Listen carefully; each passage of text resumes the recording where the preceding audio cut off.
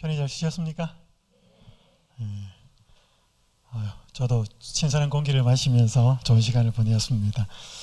내 마음의 우상과 참 보배, 오늘 아침에 첫 시간에는 전체 시간으로 말씀을 드렸고요. 오늘부터 이 시간부터는 이제 함께 우리의 마음을 차지하고 있는 것들을 좀 살펴보겠습니다.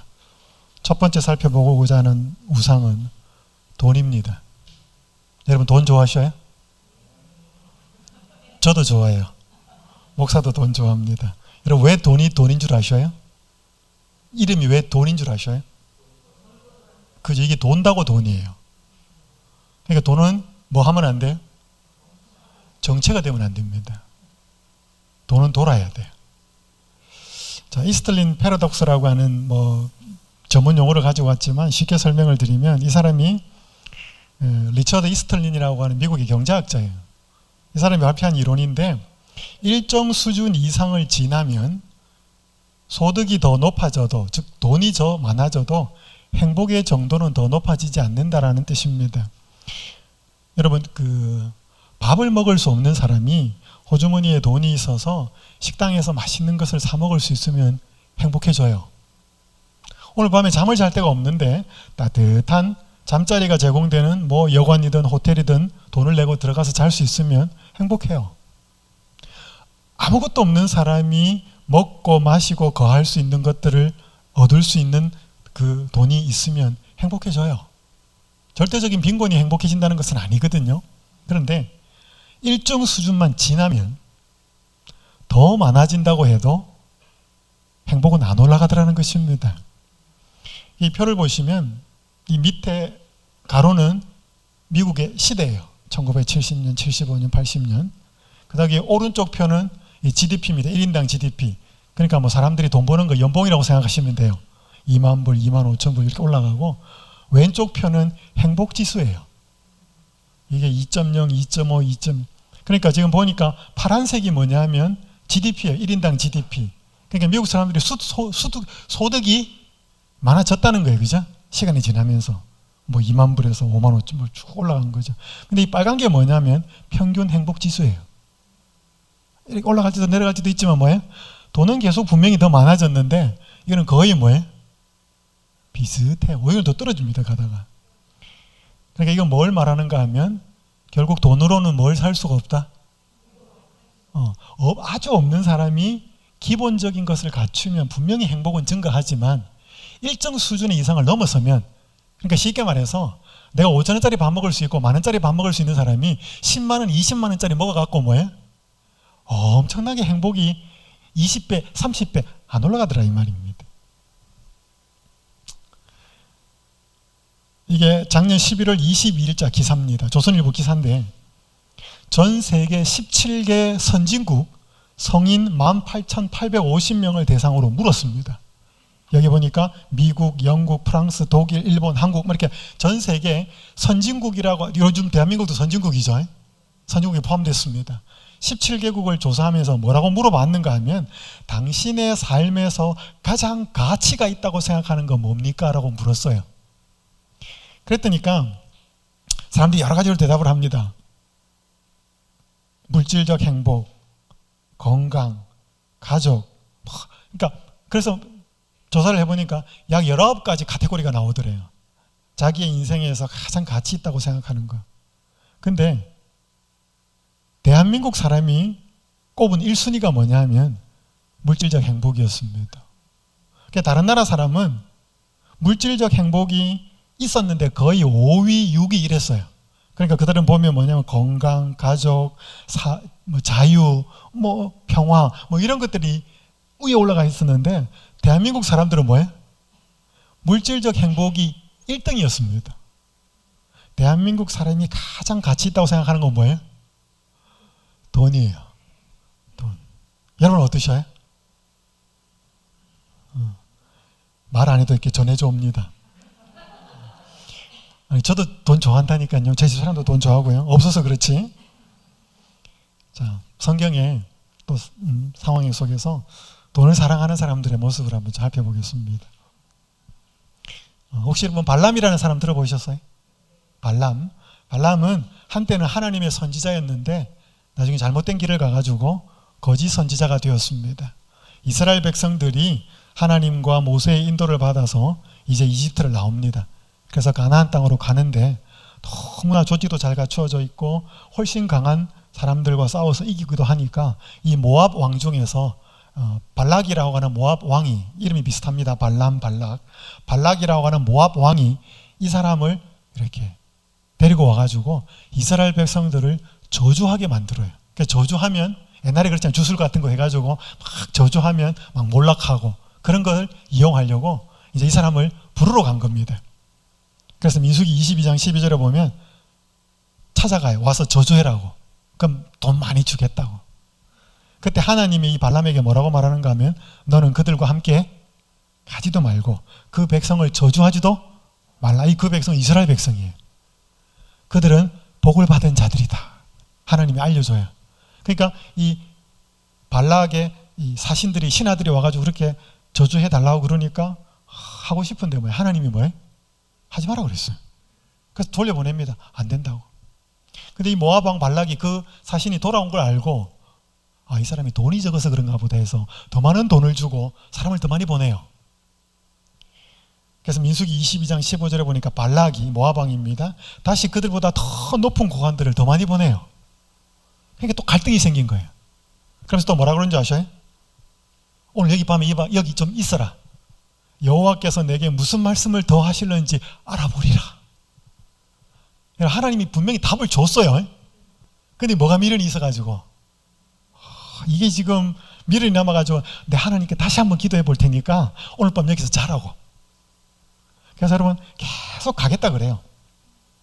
여러분 이때 하나님은 어떻게 하는가 하면 가라 그래요. 분명히 하나님이 뜻을 주지만 계속 인간이 하겠다면 하나님은 억지로 안 합니다. 하나님은 막 강제로 하시는 분은 아니거든요. 그래서 내가 막고 하지 말라고 하는 것이 어떤 결과를 초래하는지 한번 겪어보라는 것이죠. 그렇게 갑니다. 근데 가는데 누가 막았어요? 천사가 한 명이 나타납니다. 그래서 이 발람의 눈에는 안 보였어요. 누구 눈에는 보였는가 하면 나귀 눈에는 보였습니다. 그러니까 나귀가 안 가려고 막 민거적거리고 하니까 뭐예요?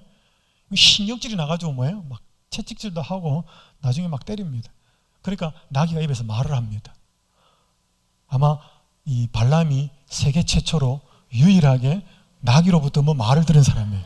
그 이유도 없고 그 전에도 없었습니다. 근데 이 신약 성경 베드로후서 2장 15절 16절에 보면 그 발람의 상황을 이렇게 말합니다. 그들이 바른 길을 떠나 미혹되어 부올의 아들 발람의 길을 따르는도다. 그는 불의의 싹스를 사랑하다가 자기의 불법으로 말미암아 책망을 받되 말하지 못하는 나귀가 사람의 소리로 말하여 이 선지자의 미친 행동을 저지하였느니라. 그들이라고 하는 말은 베드로 당시 거짓 교사들을 이야기합니다. 베드로 당시 거짓 교사들의 상황을 설명하면서 그들이 바른 길을 떠났다 그랬어요. 한때는 바른 길에 있었어요. 누구처럼? 발람처럼. 근데 그게 이 유혹과 세상 재물과 이런 것들 때문에 뭐예요? 그들이 딱 발람의 길을 따라갔다는 거예요. 그래서 이 발람이 뭐예요? 불의의 싹스를 사랑하다가, 불의의 재물, 불의의 돈을 사랑하다가 나귀로부터 한 소리 듣고 뭐예요? 미친 행동을 저지하였다 그래요. 이 사람이 하나님을 잘 아는 사람이었고 신앙을 했다니까요. 근데 뭐에 끌려가지고? 돈에 끌려서 하나님이 분명하게 보여주는 것을 거부합니다. 여러분 이런 예들이 성경에 많아요. 여러분 게하시라는 사람 혹시 들어보셨어요? 게하시는 누구냐면 선지자 엘리사의 사환, 즉 종이었어요. 누가 이건 제가 열왕기하 5장은 조금 뒤에 며칠 뒤에 이야기할 겁니다. 특별히 이제 병을 어떻게 치료하는 것에 대해서 하나님이 어떤 계획을 갖고 계시는지 나아만이라는 사람 이야기를 할 텐데 오늘 저는 나아만 사람 이야기가 아니고 이 게하시 이야기. 그래서 나아만이 나아요. 나아가지고 너무 기뻐가지고 올 때 가지고 왔던 보물이 많았거든요. 그래서 엘리사 보고 찾아와가지고 이 받으라 그래. 근데 엘리사가 뭐예요? 안 받아요. 받을 수 없대. 이거 내가 한 게 아무것도 없다. 나는 뭐밖에 없다? 하나님이 나한테 말씀하신 거를 전했을 뿐이다. 다른 말로 표현하면 거저 받았으니 내가 거저 전한 거다. 내가 받을 아무런 이유가 없다. 그러니까 이 사람이 아쉽지만 가요. 근데 그 옆에서 그걸 게하시가 보고 있다가 뭐예요? 오, 저거 받아야 되는데 지금 이 우리 선지자께서 이거 저거 받아야 되는데, 이게 보면 성경에 보면 뭐라 그래? 빨간 글자 보면 여호와께서 살아계심을 두고 맹세하노니 내가 그를 쫓아가서 무엇이든지 그에게서 받으리라. 참, 이 선지자가 이렇게 영적이라고 해서 밑에 같이 있는 사람도 영적인 건 아닌 것 같아요. 나중에 이것 때문에 거짓말을 하고 나중에 병에 걸려. 이 나만이 나았던 병을 이 게하시 또 걸려요. 나병에 걸린 이야기 나옵니다. 여러분, 예수님 당시에 보면 거라사 지방에 예수님이 한번 이 완전히 망가진 사람을 고치러 가요. 근데 거기에 귀신 들린 사람들이 어디로 가느냐 하면 돼지떼에게 들어가요. 예수님이 허락해줘요. 돼지떼가 다 몰살을 해요. 그래서 그 돼지떼를 돌보던 사람, 여러분, 유대인들이 돼지를 왜 키웠을까요? 여러분, 성경에 돼지는 되게 부정한 짐승이에요. 그러니까 유대인들은 돼지를 먹지도 않고 키우지도 않아요. 왜 키웠을까요? 돈이 됐거든, 돈이. 그래서 예수님은 그들이 모든 물질의 마음에 가 있는 사람들을 돼지를 몰살시키면서 마음을 하늘로 돌이키기를 바랬는데, 이 돼지가 죽고 나니까 너무 물질 손실이 많으니까 뭐라 그래? 예수님께 와가지고 떠나주십시오. 떠나주십시오. 여러분, 이들 눈에는 그 귀신 들려가지고 완전히 사단에게 사로잡힌 사람이 옷도 안 입고 사람을 괴롭히고 하던 그 멀쩡하게 된 것은 눈에 안 들어왔습니다. 뭐만 들어왔어요? 돼지떼 죽은 것만 눈에 들어왔습니다. 아, 이 예수 계속 있다가 우리 쫄딱 망하겠다. 빨리 떠나보내자. 그러니까 여기 보니까 뭐예요? 귀신 나간 사람은 또 함께 가겠다 그래. 여러분, 누구는 가라 그러고 누구는 예수가 있겠다 그러고. 이게 예수님을 경험한 사람과 하지 못한 사람의 차이예요. 가룟 유다, 여러분 한번 들어보셨죠? 예수님의 12제자 중에 한 사람. 왜 팔았을까? 여기 보면 이렇게 나와 있습니다. 유다는 본래 돈에 대하여 강한 애착을 가지고 있었으나 이런 행동이 뭐냐면 예수님을 파는 선택을 할 만큼 늘 부패되어 있었던 것은 아니었다 그랬습니다. 근데 뭐예요? 그는 악한 탐욕의 정신을 길러서 마침내 그것이 그의 생애의 주된 동기가 되도록 했다. 빨간 글자 같이 한번 읽어볼까요? 시작. 돈에 대한 애착이 그리스도께 대한 그의 사랑을 능가했다. 한 가지 악의 노예가 됨으로써 그는 자기 자신을 사탄에게 넘겨주어 죄에 깊이 빠지게 되었다. 그러니까 여러분, 성경에도 예수님 따라다닌다고 해도 돈 때문에 예수님을 파는 사람, 돈 때문에 하나님의 그것을 어기는 사람이 참 많았습니다. 여러분, 이게 무슨 사이트냐면 여기 보면 영어로 뭐라고 적혀 있냐면 The Great Recession. Recession이라는 말은 불황, 불경기 이런 뜻이에요. Great이 붙었으니까 뭐예요? 어마어마한 불경기, 불황 이 뜻이에요. 그 옆에 뭐라고 적혀있냐면 Celebrity Suicide. Celebrity는 여러분 셀럽 들어보셨죠? 유명한 배우들, 영화 배우들, 유명인들 셀럽이라 그러잖아요. 이 셀러브리티 줄임말이에요. 셀럽, suicide, 자살.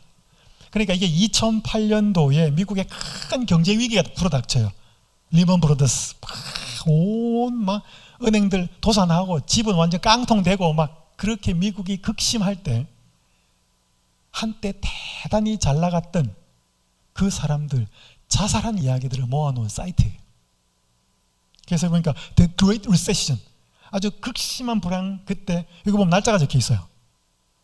2009년, 8년 이렇게 쭉 해가지고 이게 막 사이트에 엄청나, 이게 한 몇 카트 막 캡처해 온 거예요. 한때 뭐예요? 잘 나갔던 사람들이 그들이 엄청난 경제 위기가 닥치니까 뭐예요? 그다음부터 어떻게 살아야 될지 모르는 거예요. 그러니까 그 사람들이 잘 나갈 때 그들의 삶을 지지하고 있었던 기초가 뭐였다? 돈이었다는 거예요. 이거로 할 수 있는 거 다 하고 온갖 거 다 했는데 그게 한순간에 무너지니까 뭐예요? 그 다음에 자기도 무너지는 거예요. 내가 어떻게 살아야 될지를 모르는 거예요. 그래서 이 사이트 보면 쫙 뜹니다. 뭐 어떻게 했던 사람, 뭐 그게 짤막짤막 했는데 전부 다 유명한 사람 자살했던 이야기들 모아놓은 거예요. 자, 오늘 아침에 살펴보았죠? 탐심이 뭐다고요? 우상숭배다고요. 탐하는 마음, 돈을 향하여 탐하는 마음이 우상인데 우리 마음이 다 있어요. 크고 작을 뿐이지. 한 농부가 소를 키우는 농부가 있었는데 어떻게 새끼를 낳았는데 소 한 마리가 하나는 황소고 하나는 흰소였습니다. 이게 뭐 유전자적으로 뭐 어떻게 됐는지 모르겠지만 이 송아지 두 마리가 태어났어요.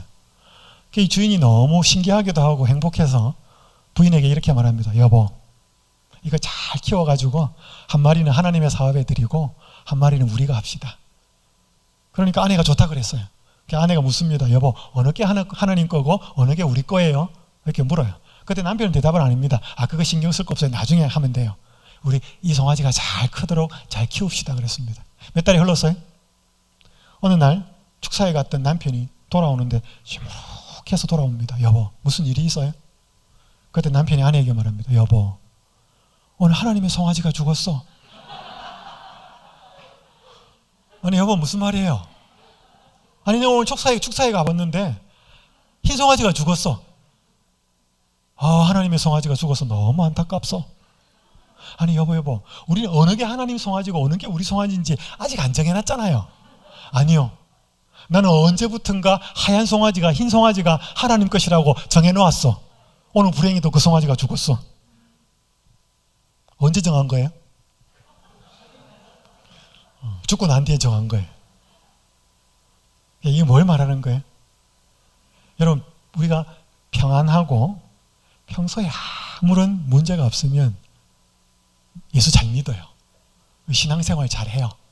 근데 물질적이든 어디든 문제가 딱 이렇게 생기면 이제 그 믿음이 나타납니다. 그 서양 속담에 잎이 무성한 여름에는 새의 둥지가 안 보인다 그랬어요.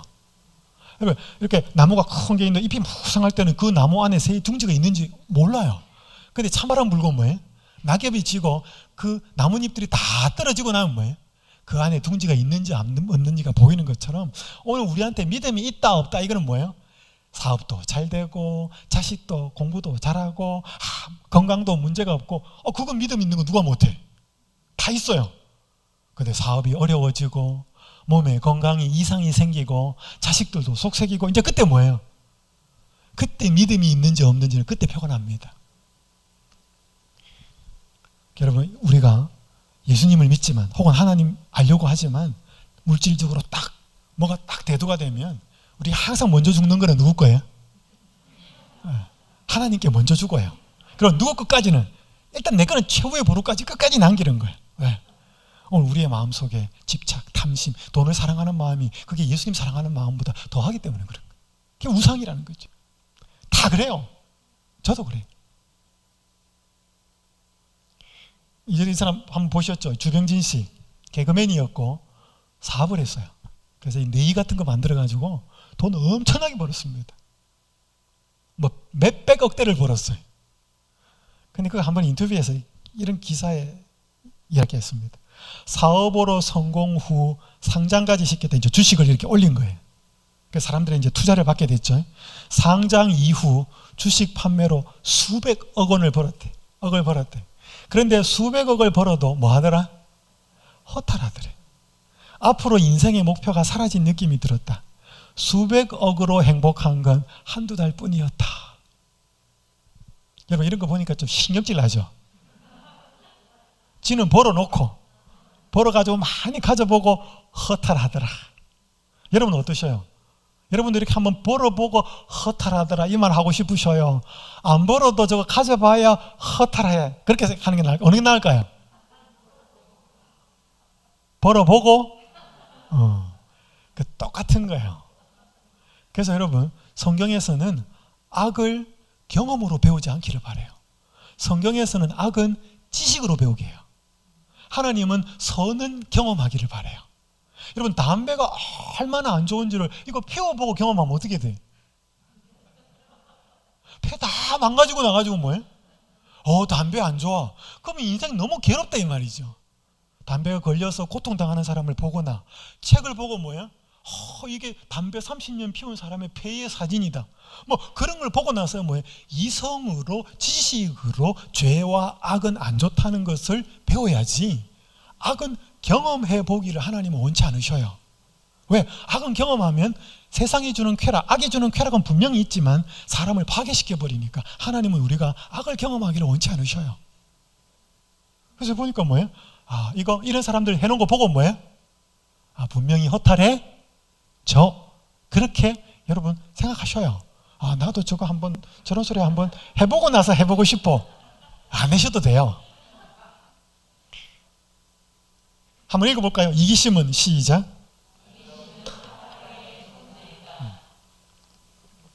여러분 교회 가니까 혹은 성경을 펴니까 자꾸 우리 보고 뭐라 그래요? 죄인이라 그래. 죄인. 듣기 좋으셔요? 기분 나쁘셔요? 죄인이라 그러는데 기분 좋아할 사람 아무도 없죠. 왜 우리 보고 죄인이라 그러나? 여러분 우리가 정말로 죄인인지 아닌지는 보면 딱 하나가 나와요. 그게 뭐예요? 이기심이에요. 이기심. 우리는 이거요 죽을 때까지 있습니다. 목사한테도 있어요? 목사한테도 있어요. 이게 데이비스 완슨이라고 하는 신학자가 이렇게 말합니다. 우리는 부분적으로 그리스도를 따르기 원한다. 적어도 너무 많은 희생이 요구되기 전까지는 그렇다. 우리는 자기도 모르게 마음속으로 손익계산을 해왔다. 우리는 원하는 것에 해가 될 만큼 멀리까지 그리스도를 따르기는 원치 않는다. 부자복감 같이 딱 왔다가 뭐예요? 이거 버리고 나 쫓아 그러면 뭐예요? 그게 너무 많아서 못 버리는 거예요. 요거 건드리지 않으면 뭐예요? 같이 따라가는 거예요. 그래서요 우리에게 반드시 뭐가 제일 중요한가를 결정할 때가 옵니다. 여러분 여기 좀 어떤 분들은 암에 걸리신 분도 계셔요.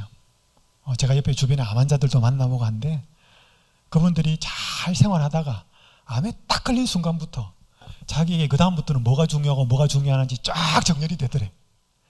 이때까지는 뭐가 중요하고 뭐가 중요하고 안 중요하고 이렇게 살아왔는데 암에 딱 걸리는 순간부터 그게 진짜 중요한지 아닌지가 딱 표가 나더래. 그 다음부터는. 그래서 내가 암에 안 걸렸으면 계속 이게 중요한 줄 알았을 거고 이게 중요하지 않을 거라고 생각했는데 이거 딱 걸리고 나니까 뭐예요? 그게 다 해처모해가 되더라는 것입니다. 진짜 중요했던 것이 별로 안 중요해 보이고 그동안 무시하고 중요하지 않았던 게 뭐예요? 진짜 중요하게 자기에게 딱 오더라는 거죠. 여러분 그런 부분으로 보면 뭐예요? 그건 중요한 깨달음이에요. 그래서 여러분 그것이 분명히 좋은 것은 아니지만 질병은 때때로 우리가 그렇지 않았으면 만나지 못할 하나님을 찾게 하는 아주 귀한 통로가 됩니다. 어쨌든 간에 오늘 제가 계속 이 진리 하나는 말합니다. 자, 우상에 관한 진리 오늘 아침에도 했습니다. 우상은 버릴 수 없고 시작. 있습니다. 시작. 우상은 버릴 수가 없고 다른 대상 하나님으로 대체가 되어야 됩니다. 자, 여러분 우리는 돈을 사랑하는 마음을 절대로 지울 수가 없습니다. 여기에 뭐예요? 돈보다 더 귀한 보물이 들어와야 돼요. 그래서 여러분 어린애들 이렇게 놀잖아요. 장난감 갖고 막 하고 사탕 갖고 막 하나 노는데 그거 달라 그래봐. 주고도 안 줍니다. 근데 뭐예요?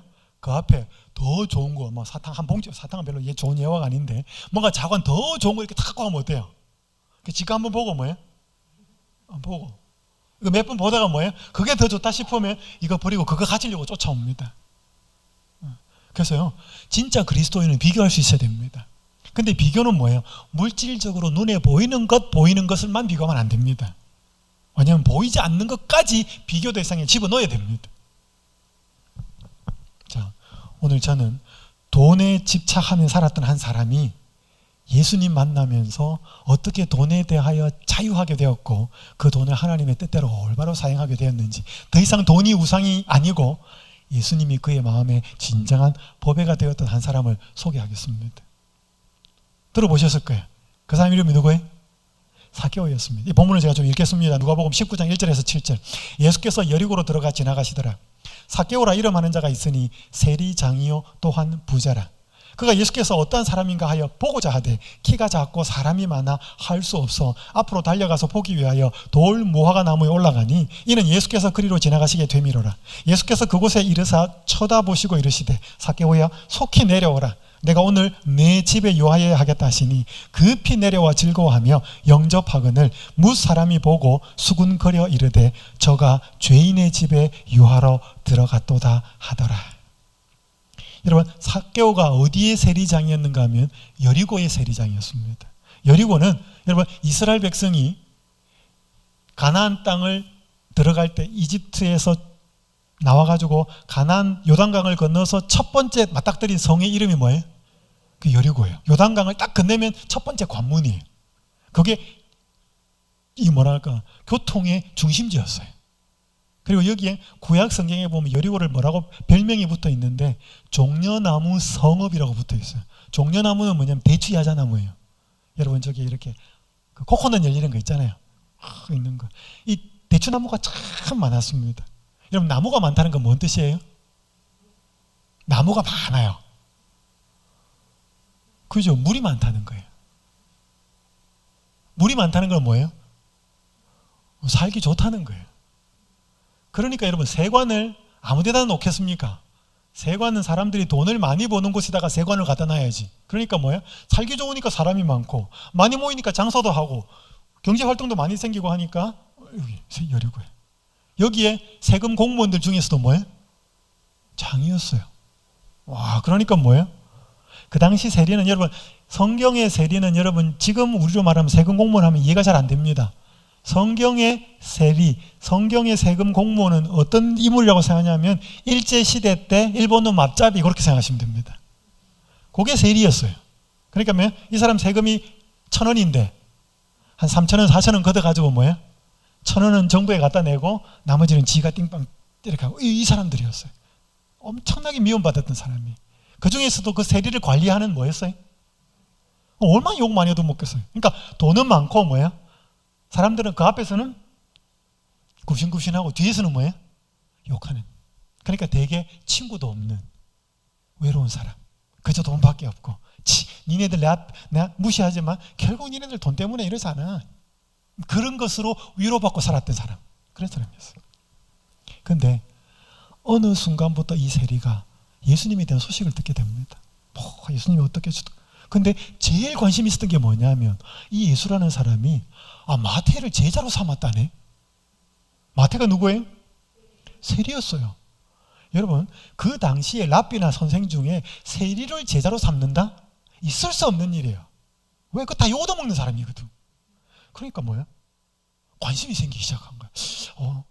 내가 그 마태는 잘 모르지만 나하고 똑같은 직업을 가져서 평판이 별로 안 좋고 어떤 사람인데 그 사람을 12명의 제자 중 한 명으로 받아들였다? 이 사람 도대체 누구지? 관심이 생기기 시작한 겁니다. 조금씩 그 이야기를 듣게 돼요. 그래서 예수님이 이쪽으로 지나간다는 정보를 입수하고 만나고 싶었어요. 여러분 요 앞에 보면 이 누가복음 19장 앞에 보면 누구 이야기가 성경에 나오는가 하면 소경 바디메오 이야기가 나와요. 바디메오는 진짜 못 보는 사람이에요. 그래서 막 예수님 지나갈 때 지나간다는 소리 듣고 예수야 막 너 뭐 하기 원하느냐? 보기를 원하나이다. 예수님 눈을 뜨게 해요. 근데 이 세리는 눈은 볼 수 있었어요. 근데 뭐예요?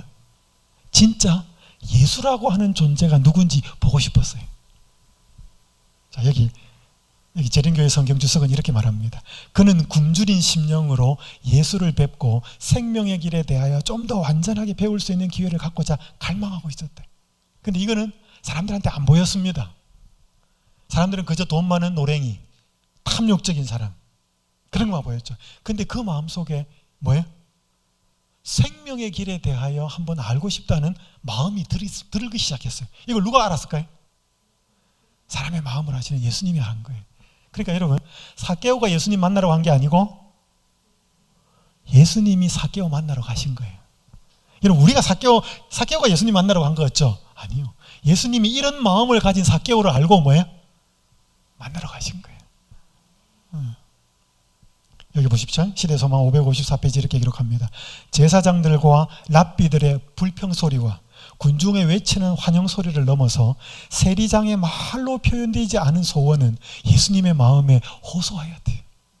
그러니까 뭐예요? 예수님은 이 군중들 떠드는 소리에 이게 들어오는 게 아니고 뭐예요? 내가 예수님 한번 만나고 싶다라고 안절부절하는 그 삭개오의 마음속의 소리를 예수님은 듣고 있었다 이 말이에요.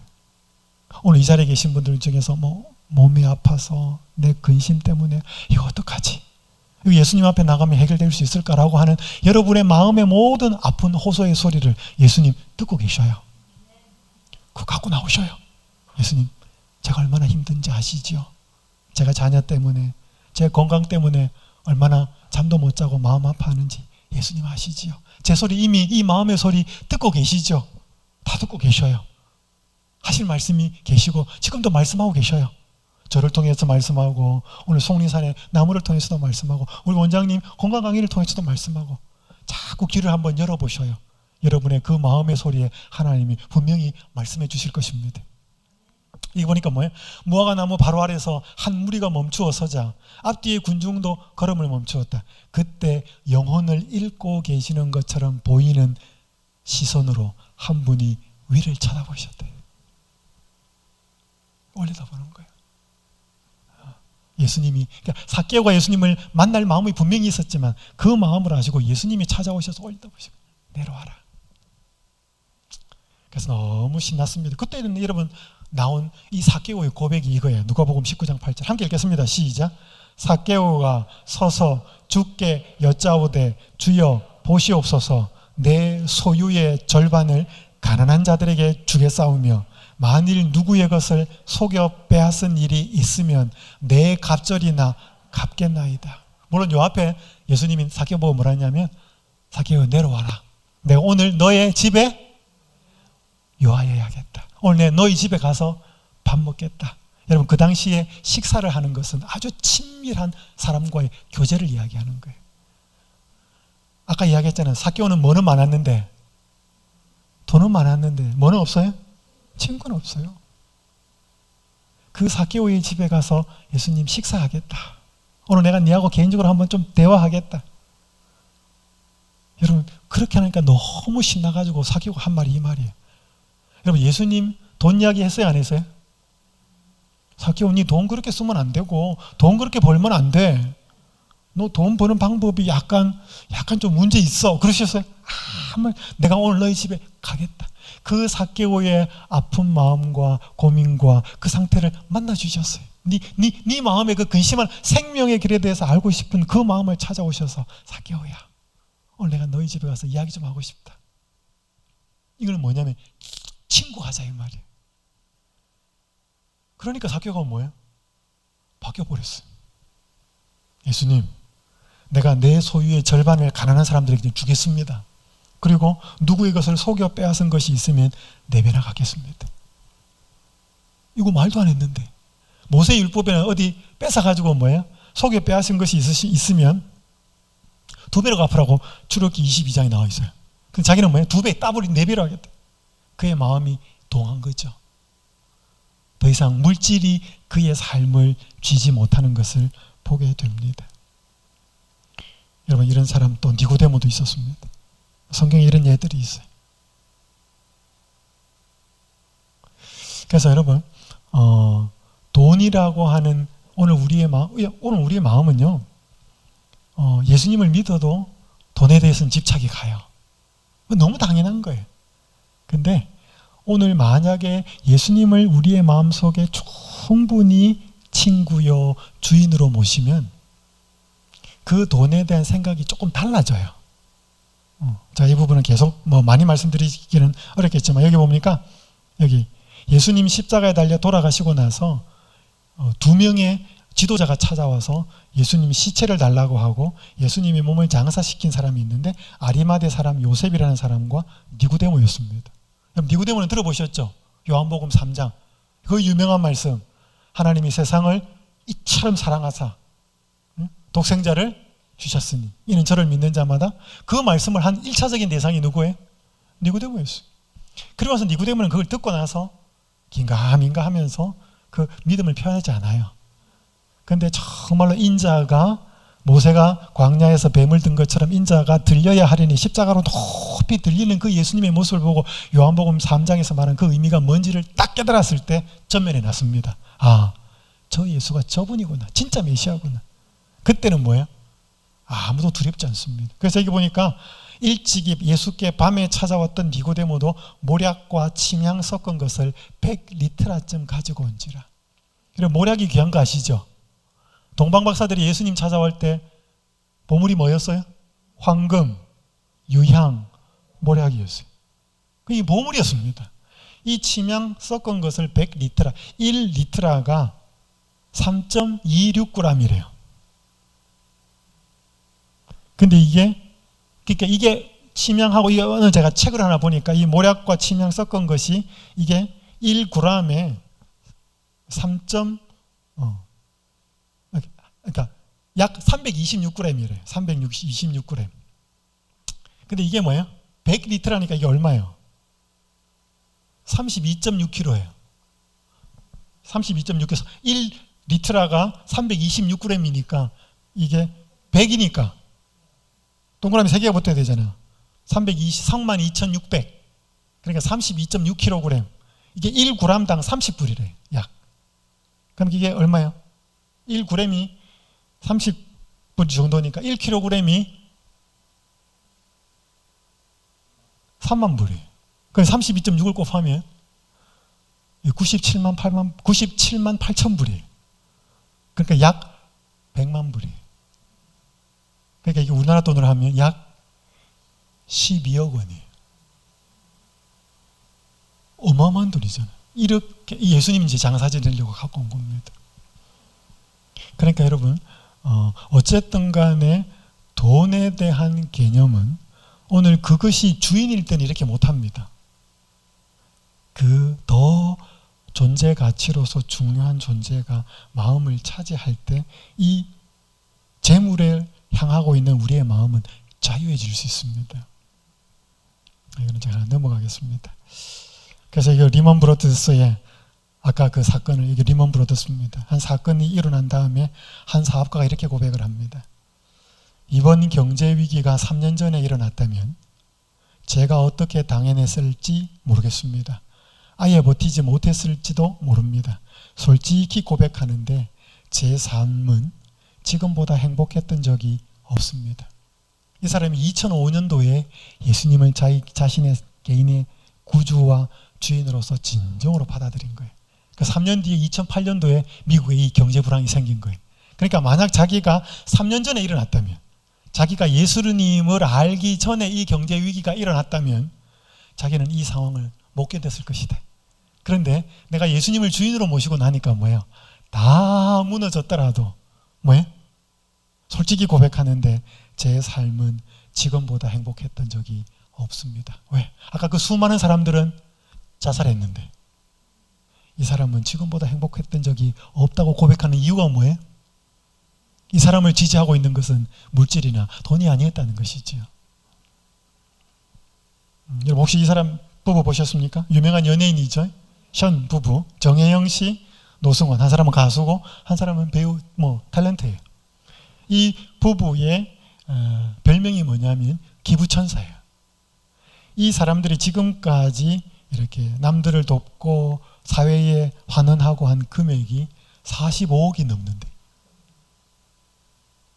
한 번은 기자가 인터뷰를 합니다. 이 사람에게. 당신들은 연예인인데 연예인 하면서 그 화려한 그 세계에 있으면서 신앙을 지키는 게 그렇게 쉽지 않지 않습니까? 그리고 또 그렇게 기부하고 그런 것도 쉽지 않은데 어떻게 그렇게 할 수 있습니까? 라고 한 기자가 물어요. 그때 이 부부가 이렇게 말합니다.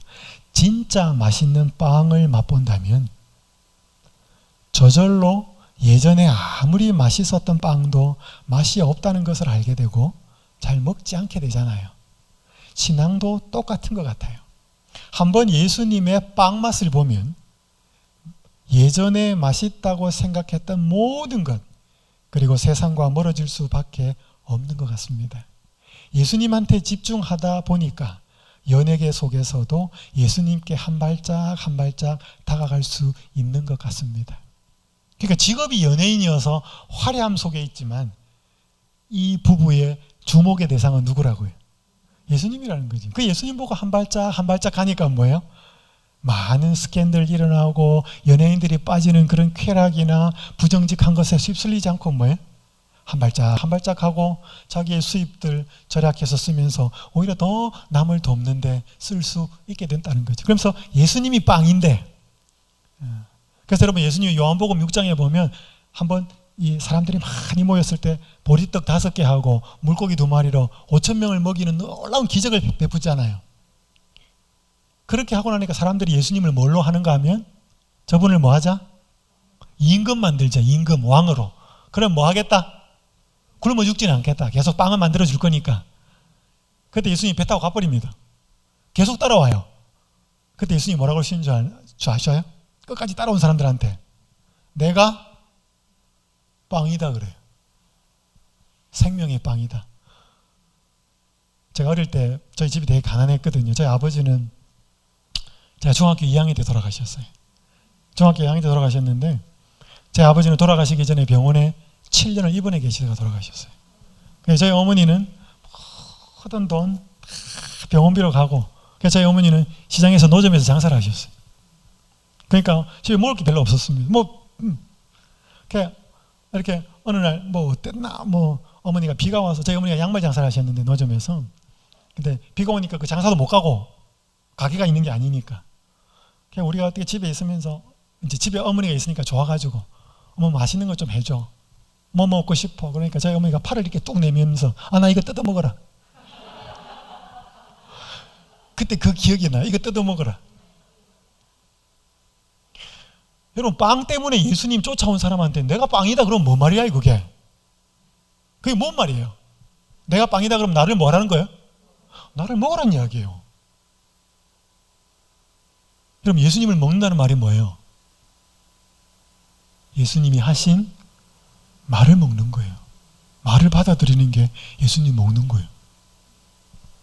그래서 여러분, 예수님이 보리떡 5개와 물고기 2마리로 5,000명을 먹이는 빵을 만드는 기적을 베푼 것은 빵을 만들려고 한 게 아니고 뭐예요?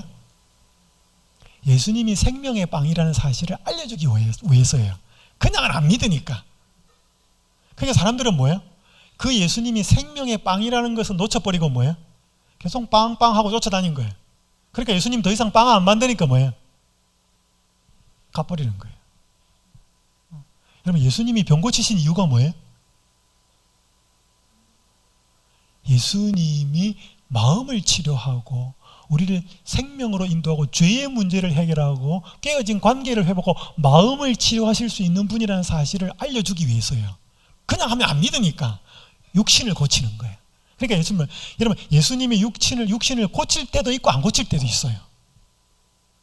근데 마음은 확실하게 원하면 고쳐져요. 죄 용서하시고. 왜 그러셔요? 그게 궁극적인 문제니까. 그러면요, 오늘 우리는 예수님 믿어가지고 돈 많이 못 벌 수 있어요. 그죠? 내가 몸이 아파서 나와가지고 내가 건강이 막 원하는 대로 회복 안 될 수도 있어요. 근데 그거는 예수님이 궁극적으로 우리한테 주고자 하는 건 아니에요. 궁극적으로 주고자 하는 건 뭐예요? 마음의 치료, 생명의 문제예요. 물론 우리가 평소에 생활하지 않던 방식으로 생활하면서 건강이 호전되고 새롭게 건강에 대해서 관심을 갖고 거기에도 분명한 우리는 치료와 혜택을 받을 수 있어요. 왜냐하면 내가 햇빛이 얼마나 중요하고 공기가 얼마나 중요하고 먹는 음식이 얼마나 중요한지 우리는 평소에 그거 생각 안 하고 살았거든. 그리고 병원하고 나서 이런 기회를 통해서 보면서 우리가 그것을 완전히 우리의 생활 습관을 바꾸면 분명히 효과 나타나요. 근데 어쨌든 간에 예수님이 주고자 한 거는 뭐예요? 궁극적인 문제예요.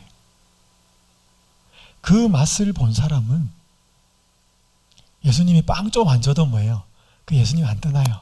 근데 그 생명의 빵 맛을 못 보면 왜 자꾸 빵 안 만들어주냐? 또 나오는 거죠. 여기 한 분이 이렇게 고백했습니다. 저는 요즘 예수님을 사랑하게 되었구나 하고 느낍니다. 이 남자분의 고백이에요. 모든 것이 다 시큰둥해졌기 때문입니다. 명예도, 성공도, 돈도, 스포츠나 세상 재미도 정말 예전 같지 않습니다. 그것만 보면 전형적인 우울증 증상입니다. 그러나 아침부터 밤까지 흥분 상태처럼 지냅니다. 사람을 만나든 식사를 하든 주님을 바라보고 누구를 만나든 주님 이야기만 합니다. 사랑에 빠졌나 봅니다. 하나님을 사랑하게 되면 비로소 인생이 바뀝니다. 주님께 더 이상 구할 것도 없습니다. 충분합니다. 받을 것은 이미 다 받았다는 생각이 듭니다. 여러분, 사랑하면, 우리나라 속담에 이런 거 있잖아요. 사랑하는 거하고 재채기 하는 건 못 감춰요. 이거 어떻게 감춰요? 제가 한 번은 학원에서 목회를 하면서 한 아가씨를 성경 공부하게 됐습니다. 영어 배우러 오는 아가씨를 이제 만나 성경 공부를 하는데, 이제 저랑 하루에 한 30분 성경 공부하기로 이렇게 매일 약속을 정했는데, 제가 성경 이야기하면 그 아가씨는 성경 이야기를 듣고 뭐 반응이 어떻는지 이게 뭐 믿겠습니다 아니면 잘 모르겠습니다 이렇게 성경 이야기에 대한 반응이 나와야 되는데 제가 성경을 가르치면 그 이야기는 남자친구 이야기예요. 전혀 관계없는 이 성경 주제와 전혀 관계없는데 제가 이야기하면 목사님 있잖아요 제 남자친구는요 이렇게 나와요. 그래서 저는 그 남자친구를 안 봐도 비디오였습니다. 환하게 들었어요. 정말로 그 남자친구 좋아하는 것 같았어요. 저는 그렇게 좋아하는 좌우간 입을 열면 절반은 남자친구 이야기예요. 근데 그 아가씨한테 나중에 성경 공부가 점점 깊어지면서 예수님이 딱 이제 이렇게 제시가 됐습니다. 이 예수님 마음의 주인으로 모시고 살았으면 좋겠습니다. 근데 그 남자친구하고 결혼 이야기까지 오고 가고 있었어요. 근데 장래 시어머니가 될 분이 자기가 예수 믿는 거 싫어한다는 거예요. 그럼 답 나왔잖아요. 그토록 좋아하는 남자친구 그리고 그토록 좋아하는 남자친구의 엄마가 자기가 교회 다니는 거 싫어한대. 답 나왔어요. 근데 얘가 지금 고민을 하더라고. 깊이 고민을 하더니 어느 날 그러니까 그 이후로부터는 성경 공부 시간도 말수가 확 줄어버리더라고. 굉장히 뭐 하는 거예요? 고민하는 거예요. 제가 뭔 이야기를 해도 그게 꽤 오래 갔어요. 그리고 어느 날 딱 저한테 와서 목사님 저 결심했어요. 뭐 그러니까 이 간이 여기서 이게 툭 떨어져. 저 결심했어요. 그러니까 그 대부분 이제 그 답이 뭐예요? 뭐 성경 공부 그만하겠다든지 아니면 뭐 근데 그 아가씨 대답이요. 그 전에 이제 한 일이 있었습니다. 제가 이 남자친구한테 가서 이 예수님 소개해 보겠습니다. 그리고 같이 성경 공부하자고 제가 이야기하겠습니다. 그랬어요. 오케이, 네 기도하겠습니다. 갔어요. 근데 이 아가씨가 시무룩하게 와가지고 저 결심했습니다. 제가 그렇게 예수님이 소개하고 이 좋은 예수님 내가 같이 알아보자고 이야기했는데 이런 지하에 거절을 하더라는 것입니다. 그래서 목사님 제가 그 남자친구랑 헤어질 겁니다.